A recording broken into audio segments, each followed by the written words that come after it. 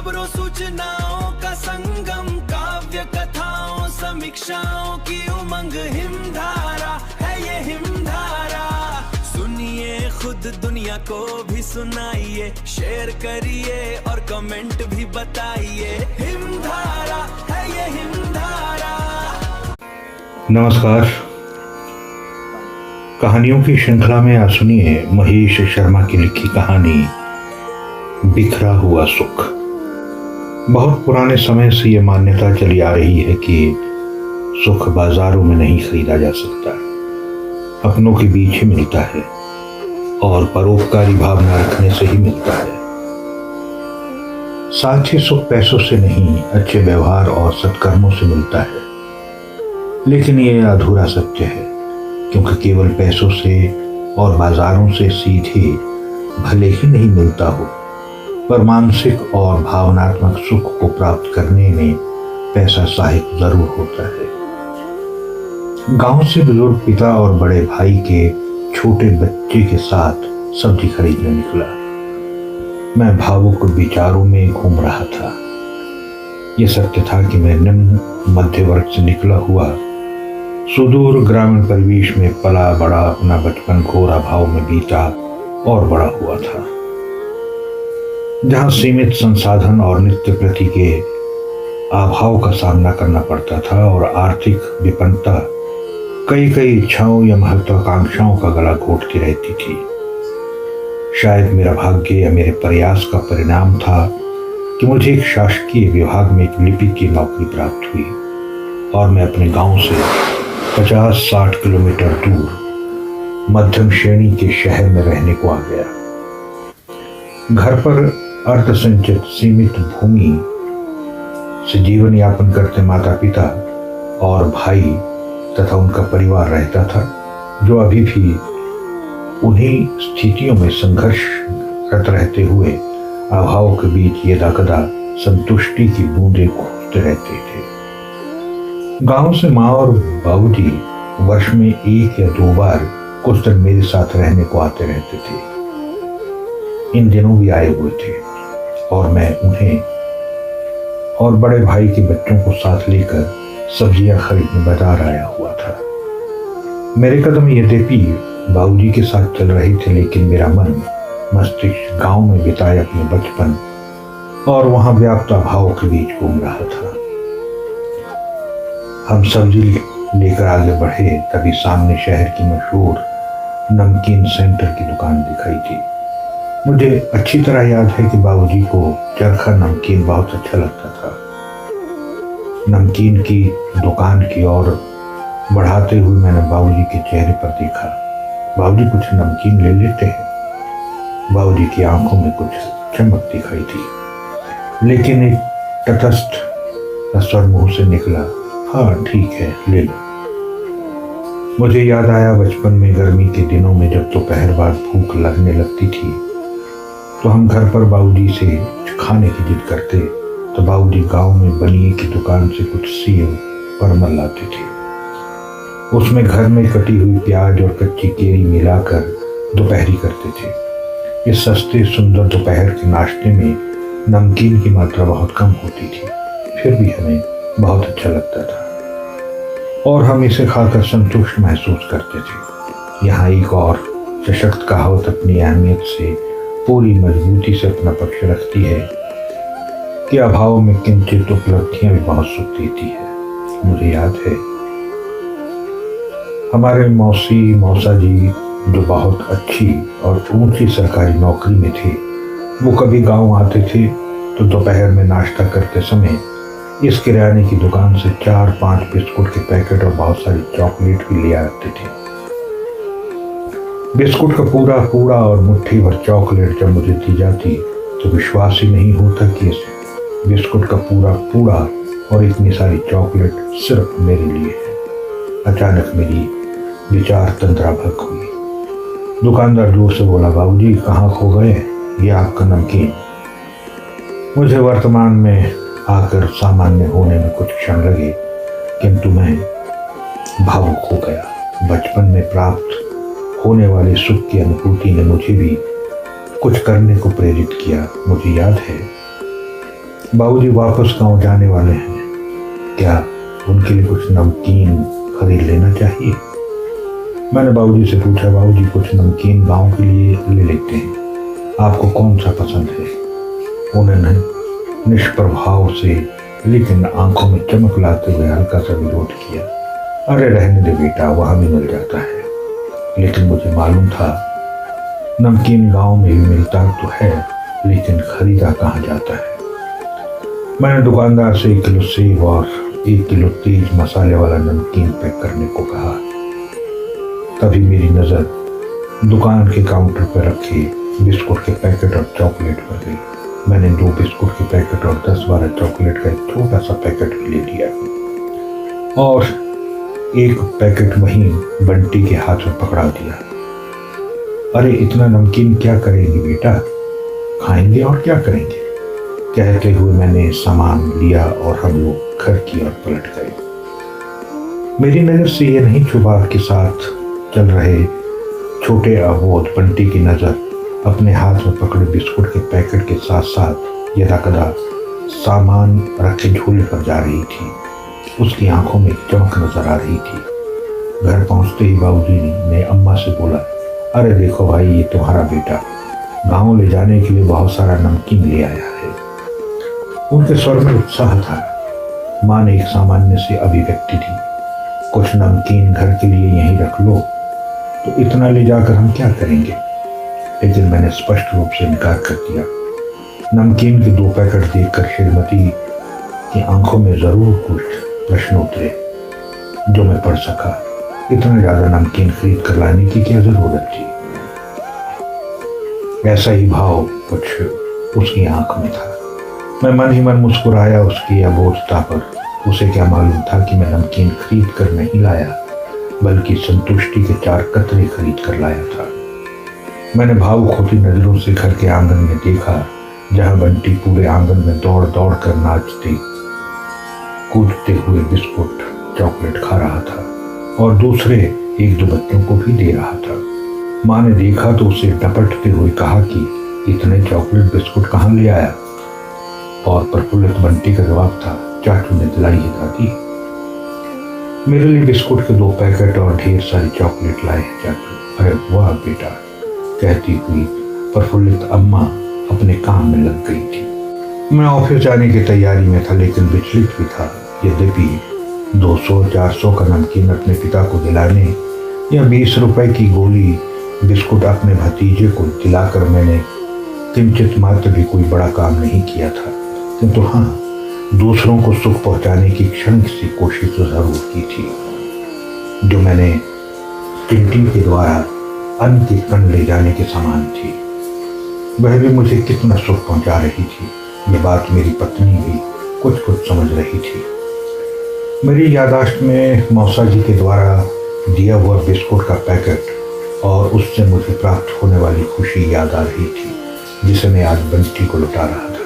इतनी छोटी सी बात भी मुझे कुछ संतुष्टि दे गई और मेरा लालच इसी तरह की संतुष्टि के और नए लम्हे खोजने लगा और मैंने कुछ तरीके पाए भी। शाम को ऑफिस से आते समय मैं लाला की दुकान से ठंड के मौसम में बनाए जाने वाले उड़द के आटे के लड्डू के लिए कुछ सूखे मेवे, घी वगैरह ले आया था और पत्नी को अम्मा बाबू के साथ ले जाने के लिए दूसरे दिन लड्डू बनाने का आग्रह कर डाला।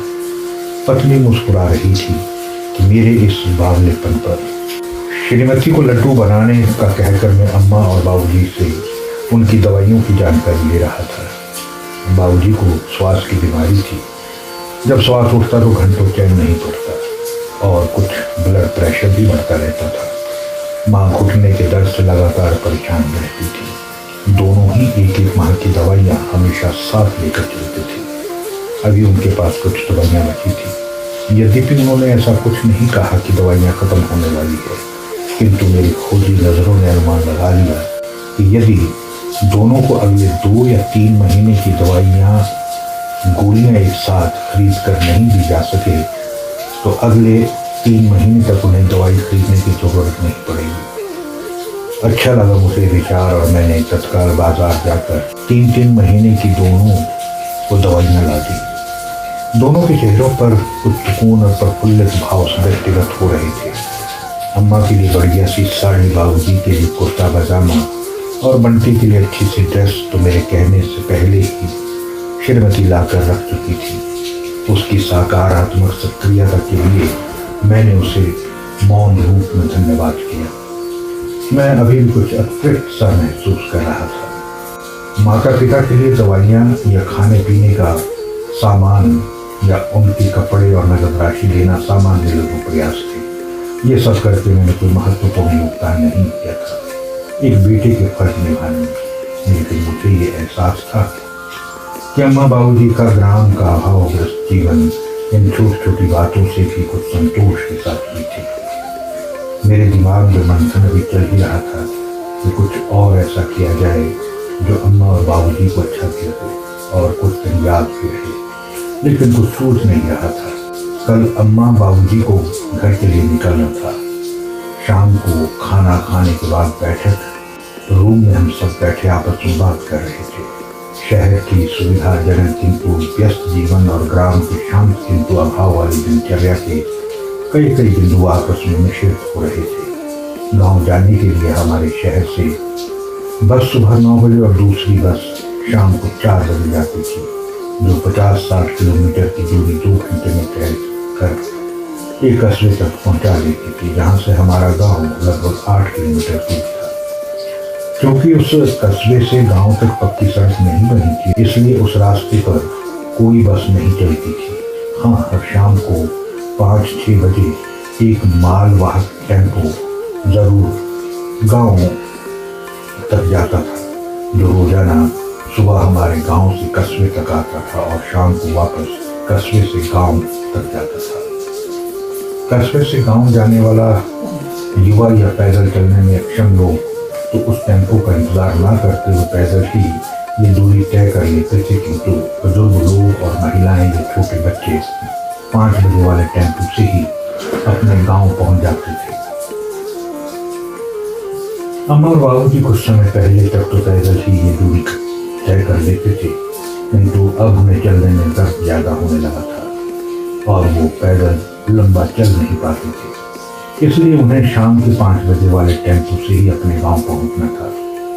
हमने बातों बातों में तय किया कि सुबह 9 बजे यहाँ शहर से चलने वाली बस में रवाना हो जाएंगे तथा दिन भर वहीं कहीं बैठकर आराम करके शाम के टेम्पो से घर पहुंचेंगे। इसलिए सुबह का और शाम का दोनों समय का खाना बनाकर ले जाना उचित होगा। मैंने श्रीमती जी की ओर देखा, तब तक श्रीमती समझ चुकी थी कि उसे क्या करना है। तभी मेरी मस्तिष्क में एक विचार कौन था। उस विचार के आते ही मन में उत्तेजना सी होने लगी। मैं बैठक रूम से उठकर अपने कमरे में पहुंच गया और सोचने लगा। विचार ये आया कि कस्बे से गांव जाने की व्यवस्था न होने के कारण अम्मा और बाबूजी सुबह शहर से 9 वाली बस में बैठकर 11 बजे तक कस्बे पहुंच जाएंगे। कस्बे से कोई अनिश्चित साधन मिल गया तो घर पर जल्दी पहुंच जाएंगे, वरना उन्हें शाम 5 बजे तक टेम्पो का रास्ता देखना पड़ेगा और टेम्पो से शाम 7 बजे घर पहुंचेंगे। पैदल चलना अम्मा बाबूजी के लिए अब मुश्किल है, तो शाम से 5 बजे तक कस्बे में ही कहीं भी किसी परिचित के घर या बस अड्डे पर बैठते हुए शाम के 5 बजे जाना पड़ेंगे और फिर टेम्पो के द्वारा घर पहुंचेंगे। बाबूजी और अम्मा की उम्र देखते हुए ये यात्रा दायक सुकून वाली नहीं कही जा सकती थी। हम लोग तो शहर में रहकर समय और शारीरिक सुविधा का ध्यान रखकर ही सफर करते हैं, चाहे इसके लिए कुछ पैसा ज्यादा लगे या प्राइवेट वाहन भी करना पड़े। तो क्या आरामदायक यात्रा का ये सुख मुझे अम्मा बाबूजी को देना चाहिए? क्या उन्हें ये सुख मैं दे सकता हूँ? मेरा दिल दिमाग आंदोलित हो उठा। मैंने इस सुखद अनुभूति की कल्पना की कि यदि मैं अम्मा बाबूजी को किसी प्राइवेट वाहन से घर भेज सकूं तो उन्हें कितना अच्छा लगेगा। मेरा अनुमान था कि बस में बैठकर शहर से कस्बे तक और कस्बे से गांव तक जाने का किराया 100 से 150 रुपये लगेगा, लेकिन पूरा असुविधा युक्त सफर और दिन भर कहीं भी अव्यवस्थित बैठ समय काटना पड़ेगा। जबकि यदि मैं इसके लिए कोई 4 व्हीलर किराए पर करके खींचता हूँ तो उसका किराया तो शायद 2000 के लगभग लग सकता है, पर अम्मा बाबू जी के लिए ये यात्रा बहुत आरामदायक हो सकती है। 2000 की राशि एक लिपिक वर्गीय नौकरी पेशा व्यक्ति के लिए कम नहीं थी, किंतु ऐसे पुत्र के लिए जो अपने माता पिता को आराम और सुविधा और भूतकाल में ना भोगे गए एक सुख का रोमांच एहसास देकर स्वयं के लिए भी किसी संतोषजनक अनुभूति के सुख को पाना चाहे तो क्या बुरा था। मुझे तय करने में ज्यादा देर नहीं लगी। मैंने मिनटों में अपने विचारों को निर्णय में बदलने की व्यवस्था की। अपने एक परिचित को फोन लगाकर गाड़ी की व्यवस्था करने को कहा। आधे घंटे बाद सीमित का जवाब आ चुका था। गाड़ी की व्यवस्था हो गई है, किंतु उसका चार्ज पूरे 2000 लगेंगे, क्योंकि रास्ता खराब था और वापसी में कोई सवारी मिलने की संभावना नहीं थी। मैंने उसे तत्काल हाँ भरकर दूसरे दिन 11 बजे घर के सामने गाड़ी खड़ी करने का बोल दिया। हमें कुछ उत्तेजनापूर्ण हर्ष के साथ आश्वस्त था। रात्रि विश्राम के पश्चात दूसरे दिन अम्मा बाबूजी जल्दी उठ गए थे। रात्रि में सामान भी पैक कर चुके थे। श्रीमती किचन में जा चुकी थी, किंतु मैंने उसे संकेत दिया कि ज्यादा जल्दी की जरूरत नहीं, 11 बजे तक ही अम्मा बाबू रवाना होंगे। पत्नी चौंकी, कुछ समझते हुए, अच्छा हमारे श्रवण कुमार जी अम्मा बाबूजी के लिए कुछ और भी कर रहे हैं। मैं बस मुस्कुरा दिया। अम्मा बाबूजी जो जाने की जल्दी कर रहे थे, मैंने उन्हें आश्वस्त किया कि गाड़ी 11 बजे ही जाएगी, इसलिए आप आराम से खाना खाकर तैयार हो जाए। 11 बजे तक खाना खाकर शाम का खाना भी तैयार कर हम इंतजार कर रहे थे, तभी घर के सामने प्राइवेट कार आकर रुकी। मैंने और ड्राइवर ने माँ और बाबूजी का सामान कार में रखते हुए उन्हें बैठने का संकेत दिया। आश्चर्यजनक एवं अविश्वसनीय लहजे में दोनों बोल पड़े, इस गाड़ी में जाएंगे? मैंने कहा हाँ, इस गाड़ी में जाएंगे। अरे बेटा, इसके लिए तो बहुत पैसे लग जाएंगे, इसकी क्या जरूरत थी? अपने गाँव के नजदीक कस्बे तक बस जाती है, उसी में चले जाती, इतना खर्चा क्यों किया? मैंने कुछ नहीं बोला, सिर्फ अपने होठों पर उंगली रखकर उन्हें संकेत किया कि गाड़ी में बैठो। छोटा बंटी बहुत खुश होते हुए हंसते हुए उछल उछल कर पूछ रहा था, चाचू हम इस गाड़ी में जाएंगे क्या? ना भी बैठ जाऊँ? बिल्कुल। मैंने उसको गोद में उठाकर आगे बिठाया। अम्मा बाबूजी को पीछे बिठाते हुए ड्राइवर को समझाया कि अम्मा बाबूजी को घर के सामने उतारना और सारा सामान तुम्हें उतार कर अम्मा बाबूजी को सुरक्षित ढंग से घर के अंदर पहुँचा कर वापस आना। उसने मुझे आश्वस्त किया। मैंने, पत्नी और बच्चों ने बाबूजी और अम्मा के पांव छुए, दोनों के हाथ आशीर्वाद देते हुए हमारे सिर पर थे। अपने बेटे के पास रहने के बाद वापस जाते हुए अम्मा बाबूजी भावुक हो गए थे, कुछ बोल नहीं पा रहे थे। मैंने उन दोनों की 4 आंखों में चिलचिलाते हुए कुछ अश्रु कर थे। निश्चित रूप से वे बेटे से अलग होने के कारण भावुक हो गए, किंतु उनके चेहरे पर मुझे कुछ आत्मसंतुष्टि और मेरे प्रति विश्वास प्रकट करते सुखद एहसास की चमक दिखाई दी और मैं धन्य हो गया। मैं बंटी के प्रफुल्लित और रोमांचित होते चेहरे के साथ अम्मा बापू की आत्ममुक्त के सुखद भाव को अपनी अमूल्य संपत्ति मानकर अपने हृदय में समेट रहा था। मैंने ड्राइवर को गाड़ी रवाना करने का इशारा किया। गाड़ी चल रही थी। विदाई के रूप में हमने हाथ हिलाते हुए रवाना किया और मैं वापस घर में घुसा। अचानक मुझे ना जाने क्या हुआ, मैं अपने पीछे अपनी पत्नी से लिपट कर रूठ गया। मैं नहीं समझ पाया कि मैं किस बात के लिए रो रहा था। पत्नी ने अपने बहुपाश में बांधते हुए मुझे मौन रूप से आश्वस्त किया, मन कह रही हो। मैंने अपना फर्ज निभाने के अवसर की किंचित मात्र उपलब्धि प्राप्त की है, जो मुझे सदैव सुकून देती रही। प्रिय श्रोता हो, ये थी महेश शर्मा की कहानी बिखरा हुआ सुख। कहानियों की श्रृंखला में आज इतना ही। फिर मिलता हूँ किसी और कहानी के साथ। नमस्कार।